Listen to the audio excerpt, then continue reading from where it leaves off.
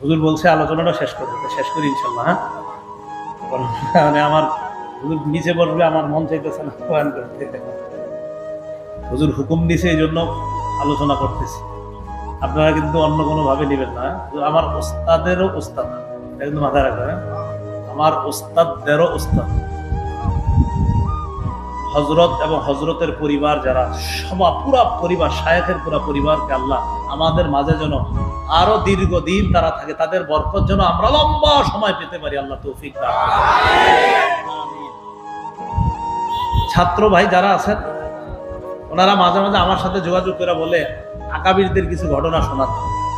আমি বলি কি, শেখুল হাদিস আর মুফতি আমিনী সাহেবের ঘটনা পড়েন। কি বলি আমি? শেখুল হাদিস সাহেব আর মুফতি আমিনী সাহেবের পড়েন। কেন? এবং আকাবিরদের অনেককে আমি জানি, তাদের ব্যাপারে জানছি কিতাব থেকে। শেখুল হাদিস সাহেবকে দেখছি, আমিনী সাহেবকে দেখছি, এজন্য ওনাদের দুইজনের কিছু বিষয় ওনাদেরকে আমি শোনাই দিই। কেন শোনাই?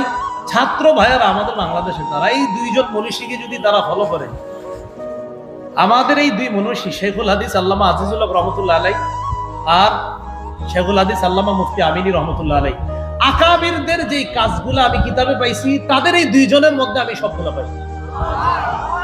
আকাবিররা দর্স তাদরিস আর মাঠে ময়দানে ছিলেন, তাদের দুইজনকে আমি দর্স তাদরিস আর মাঠে ময়দানে দেখছি।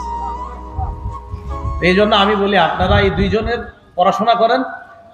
মুফতি আমিনী সাহেব রহমতুল্লাহ আলাই সম্পর্কে লালবাগ গিয়ে কিছু কিতাবাদি সংগ্রহ করেন, শায়েখ সম্পর্কে রাহমানিয়া থেকে কিছু কিতাবাদি নেন, পড়েন। পড়লেই বুঝবেন ওনারা দুইজনই আকাবিরদের জীবন্ত প্রতিচ্ছবি। এখন তো তারাও নাই, তো তাদেরকে বুঝবেন যে আকাবিররা, আকাবির দেওবন্দ যা যা করেছেন, যেমন থানবী রহমতুল্লাহ আলাই, মাদানী রহমতুল্লাহ আলাইহির ইখতিলাফ নিয়ে আমাদের ছাত্র ভাইরা টেনশনে করে, ওনাদের ইখতিলাফ। আমাদের এই হযরতদের জীবনী মুতালা করলে এই সব ইখতিলাফ হল হয়ে যায়। যাই হোক, হযরতের হায়াতে এবং তার পরিবারে আল্লাহ বরকত দান করুন।